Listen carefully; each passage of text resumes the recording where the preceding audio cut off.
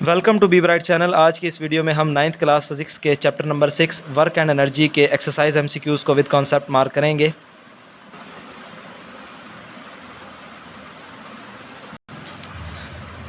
इसमें सबसे पहले एमसीक्यूज़ के स्टेटमेंट को देखते हैं। The work done will be zero when the angle between the force and the distance is. अब यहाँ पर वो ये कहता है कि फोर्स और डिस्टेंस के दरमियान कितना एंगल हो तो हमारे पास वर्क डन जो है वो ज़ीरो होगा। तो ऑप्शन ए हमारे पास है 45 डिग्री, ऑप्शन बी हमारे पास है 60 डिग्री, ऑप्शन सी हमारे पास है 90 डिग्री और ऑप्शन डी हमारे पास है 180 डिग्री। तो इसके लिए मैं आपको एक सोल्यूशन दिखा देता हूँ किस तरह से इसका कंसेप्ट जो है वो हम समझ सकते हैं। हमें मालूम है कि वर्क डन जो है वो फोर्स इंटू डिस्टेंस के इक्वल होता है हमारे पास, यानी फोर्स मल्टीप्लाई बाय डिस्टेंस के इक्वल होता है वर्क डन। तो जब फोर्स और डिस्टेंस एक दूसरे के पैरेलल होते हैं तो वर्क जो है वो मैक्सिमम होता है हमारे पास से। अगर फोर्स और डिस्टेंस एक दूसरे के पैरेलल ना हो तो वर्क जो है वो हमारे पास मिनिमम होगा। अब वो डिपेंड करता है एंगल के ऊपर। अगर जब भी हमारे पास कोई फोर्स और डिस्टेंस के दरमियान एंगल आ जाए तो उसके लिहाज से जो है वो वर्क डन की वैल्यू जो है वो चेंज होगी। अब वो किस तरह से चेंज होगी, इसके लिए बुक के पेज से हम रेफरेंस लेते हैं, फिर इसके सोल्यूशन को हम समझते हैं। अब ये बुक पेज हमारे पास है 120। इसमें वो कहता है कि when force and displacement are not parallel then the only X component F X parallel to the displacement cause the body to move on the surface and not the Y component Y F Y. अब यहाँ पर वो ये कहता है कि जब अगर हमारे पास फोर्स और जो डिस्टेंस हमारे पास है वो अगर पैरेलल ना हो एक दूसरे के लिहाज से तो सिर्फ जो एक्स कंपोनेंट होगा उसके अलॉन्ग ही जो है वो हमारे पास वर्क डन की जो है वो वैल्यू आएगी। तो जो हमारे पास फोर्स का जो एक्स एक्सिस का जो कंपोनेंट हमारे पास होता है उसको एफ एक्स से रिप्रेजेंट किया जाता है और उसकी वैल्यू हमारे पास होती है एफ कॉस थीटा और एस की जगह हमारे पास एस आ जाएगा। तो अगर हमें वर्क डन निकालना हो तो उसके लिए हम ये वाला फार्मूला इस्तेमाल करेंगे F cos theta multiply by S. और अगर हम यहाँ पर अब एंगल की वैल्यू को यहाँ पर रख कर चेक करेंगे, जिस एंगल पर हमारे पास सबसे कम वैल्यू आएगी तो उस लिहाज से जो है वो हमारे पास वर्क डन जो है वो उसके ऊपर ज़ीरो होगा। अब जैसे कि मैंने आपको बताया था कि हमारे पास जो W का फार्मूला वर्क डन का होगा वो F x cos theta multiply by distance होगा। अब यहाँ पर हमने एंगल के लिहाज से चेक करके देखना है कि किस एंगल पर जो है वो हमारी वैल्यू जो है वो कब सबसे कम आएगी। तो अगर हम यहाँ पर 90 डिग्री को रखते हैं तो हमारे पास cos 90 जो है वो ज़ीरो होता है। जब आप कैलकुलेटर से चेक करेंगे cos 90 तो वो हमारे पास ज़ीरो होगा, क्योंकि जब ये वैल्यू ज़ीरो हो जाएगी हमारे पास तो ये सारी वैल्यू ज़ीरो हो जाएगी और वर्क डन जो है वो ज़ीरो के इक्वल होगा। तो इस लिहाज से हम ये कह सकते हैं कि जब फोर्स और डिस्टेंस के दरमियान एंगल जो है वो 90 डिग्री होगा तो हमारे पास जो वर्क डन है वो ज़ीरो होगा। उसके बाद सेकंड एमसीक्यूज हमारे पास है if the direction of motion of the force is perpendicular to the direction of motion of the body then the work done will be. अब इस एमसीक्यूज के स्टेटमेंट में वो कहता है कि अगर जो हमारे पास फोर्स और जो direction of motion of body है उनके दरमियान अगर जो है वो हमारे पास वो एक दूसरे के परपेंडिकुलर हों तो वर्क डन कितना होगा। तो जैसे कि अब यहाँ पर इस डायग्राम के लिहाज से भी हम देख सकते हैं, अगर ये हमारे पास मान लेते हैं कि फोर्स की डायरेक्शन है और ये हमारे पास डायरेक्शन ऑफ डिस्टेंस हमारे पास है, इनके दरमियान जो एंगल हमारे पास बन रहा है वो 90 डिग्री का है, यानी एक दूसरे के परपेंडिकुलर है। तो इससे पिछले एमसीक्यूज़ में भी हमने इसी तरह की सिचुएशन को ही डील किया था कि अगर हमारे पास 90 डिग्री एंगल या एक दूसरे के परपेंडिकुलर हों तो हमारे पास जो वर्क डन होगा वो होगा ज़ीरो। उसके बाद थर्ड एमसीक्यूज़ हमारे पास है, इसमें वो कहता है if the velocity of a body becomes double then its kinetic energy will. यहाँ पर वो ये कहता है कि अगर किसी भी बॉडी की जो वेलोसिटी है वो डबल हो जाए तो उसकी काइनेटिक एनर्जी पे क्या फ़र्क पड़ेगा। तो इसका सोल्यूशन मैं आपको दिखा देता हूँ।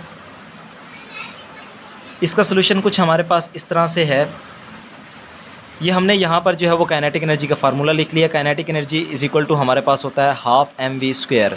अब यहाँ पर जैसे कि कंडीशन के मुताबिक उसने कहा है कि वेलोसिटी जो है वो डबल कर दी गई है या वेलोसिटी को 2 टाइम्स कर दिया गया है, तो हम यहाँ पर वेलोसिटी को जो है वो v की जगह 2v कर देंगे। तो अब हम देखेंगे कि kinetic energy is equal to half m और यहाँ पर अगर 2v का अगर हम स्क्वायर लें तो वो हमारे पास आएगा 4v²। अब यहाँ पर ये जो 4 है ये सब वैल्यूज़ के साथ मल्टीप्लाई की फॉर्म में है तो इसको हम बाहर निकाल सकते हैं। तो अब यहाँ पर हमने ये किया कि 4 को हमने बाहर जो है वो कॉमन निकाल कर साइड पर लिख लिया, क्योंकि ये मल्टीप्लाई की फॉर्म में है तो हम इस तरह से कर सकते हैं। अब बाकी जो वैल्यू हमारे पास बचेगी वो बचेगी हाफ m और यहाँ पर बचेगा हमारे पास v²।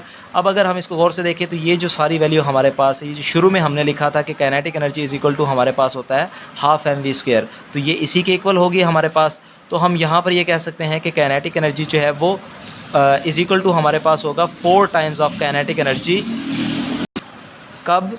अगर हम वेलोसिटी को जो है वो हम 2 टाइम्स कर देते हैं या डबल कर देते हैं। तो इस लिहाज से हम ये कह सकते हैं कि अगर किसी भी बॉडी की जो है वेलोसिटी को अगर 2 टाइम्स कर दिया जाए, डबल कर दिया जाए, तो जो उसकी काइनेटिक एनर्जी होगी वो 4 टाइम्स इंक्रीज़ कर जाएगी। तो इस लिहाज से जो इसका राइट आंसर हमारे पास बनेगा वो ऑप्शन सी होगा, बिकम्स 4 टाइम्स। नेक्स्ट हमारे पास है 4th MCQs।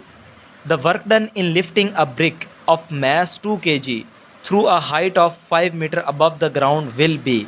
अब यहाँ पर वो ये कहता है कि अगर एक ब्रिक को, एक ईंट को उठाने के लिए जो वर्क डन किया गया है उसको हमने बताना है वो कितना होगा।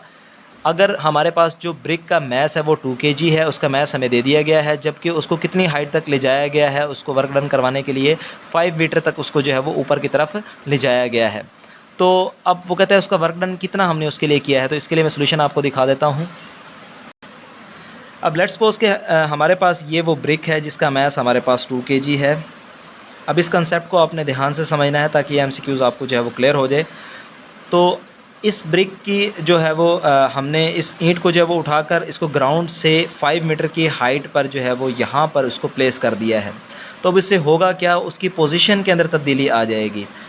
तो पोजीशन के लिहाज से जब किसी भी बॉडी के अंदर जो एनर्जी स्टोर होती है उसको पोटेंशियल एनर्जी कहा जाता है। या इस तरह भी हम कह सकते हैं कि किसी भी बॉडी को अगर हम ग्राउंड पोजीशन से उठाकर जितनी उसकी पोजीशन में हम तब्दीली लेकर आते हैं तो जो वर्क डन उसके लिए किया जाता है वो in terms of potential energy जो है उसके अंदर ज़ाहिर होता है या उसके ज़रिए से मालूम किया जा सकता है या उसके इक्वल होता है। तो हम यहाँ पर ये कह सकते हैं वर्क डन जो है वो जितनी उसके अंदर पोटेंशियल एनर्जी स्टोर होगी उसके इक्वल होगा। या हम यूँ कह सकते हैं कि पोटेंशियल एनर्जी जितनी इसकी होगी उतना ही उसका जो वर्क डन उसके लिए किया गया होगा वो दोनों इक्वल होंगे। तो इस लिहाज से अगर हम पोटेंशियल एनर्जी को कैलकुलेट कर लेते हैं तो हम वर्क डन को इसके इक्वल कह सकते हैं। अब इसके फार्मूला के मुताबिक जैसे कि पोटेंशियल एनर्जी का फार्मूला हमारे पास होता है mgh, मैस हमारे पास गिवन है 2 kg, g की वैल्यू हमारे पास होती है 10 और हाइट हमारे पास है 5 मीटर। तो वर्क डन और पोटेंशियल एनर्जी जैसे कि मैंने आपको बताया है कि वो इक्वल होंगे।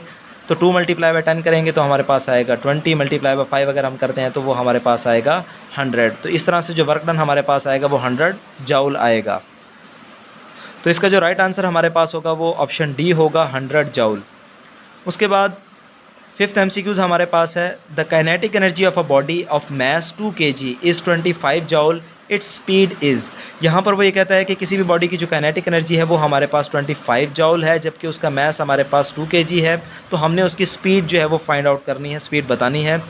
इसका सोल्यूशन मैं आपको दिखा देता हूँ।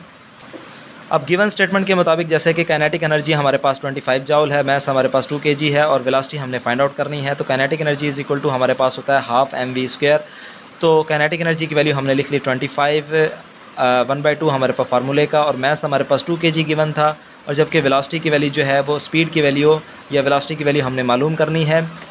तो अब ये 2 जो है वो 2 के साथ कैंसिल हो जाएगा, दोनों तरफ हम स्क्वायर रूट लेंगे क्योंकि हमें वेलोसिटी का स्क्वायर नहीं जबकि वेलोसिटी हमें चाहिए है। अब यहाँ पर एक चीज़ ध्यान में आपने रखनी है, इस हवाले से आपने कंफ्यूज नहीं होना क्योंकि वेलोसिटी और जो स्पीड है ये इंटरचेंजेबल टर्म्स हैं।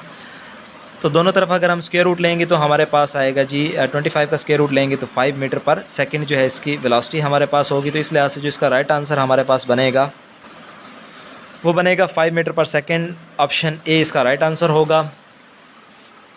उसके बाद 6 MCQs हमारे पास है which one of the following converts light energy into electrical energy. अब यहाँ पर वो ये पूछता है कि इनमें से गिवन ऑप्शन में से कौन सा ऐसी हमारे पास डिवाइस है जो कि लाइट एनर्जी को डायरेक्टली इलेक्ट्रिकल एनर्जी के अंदर कन्वर्ट करती है। तो ऑप्शन ए हमारे पास इलेक्ट्रिक बल्ब, ऑप्शन बी हमारे पास इलेक्ट्रिक जनरेटर, ऑप्शन सी हमारे पास है फोटो सेल, ऑप्शन डी हमारे पास है इलेक्ट्रिक सेल।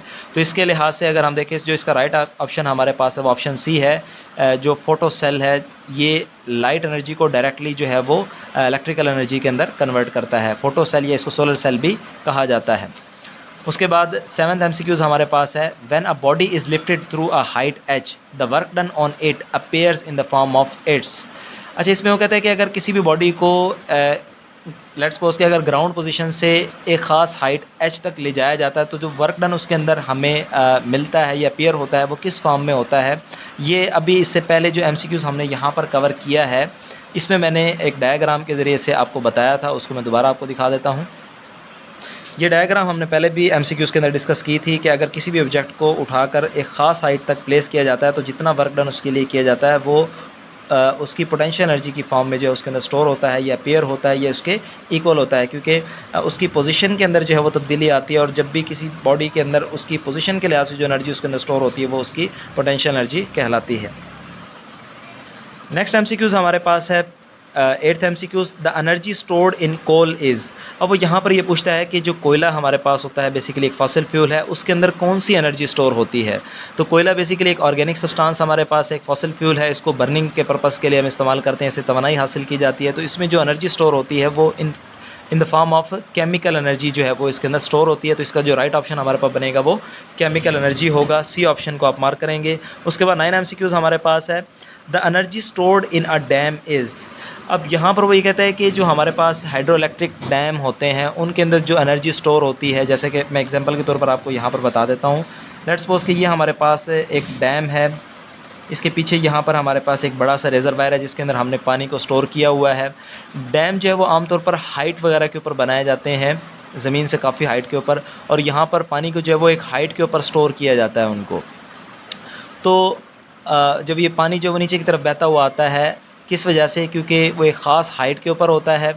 तो क्योंकि इसके अंदर जो एनर्जी जो इसके अंदर स्टोर होगी वो उसकी पोजीशन के लिहाज से इसके अंदर स्टोर होगी, तो इसलिए हम ये कह सकते हैं कि जो इस डैम के अंदर जो एनर्जी स्टोर होगी वो in the form of potential energy होगी, क्योंकि वो पोजीशन के लिहाज से है। तो किसी भी बॉडी के अंदर जो है अगर पोजीशन के लिहाज से उसके अंदर जो एनर्जी स्टोर होती है उसको पोटेंशियल एनर्जी कहा जाता है। तो ऑप्शन बी को आप मार्क करेंगे जो इसका राइट आंसर होगा।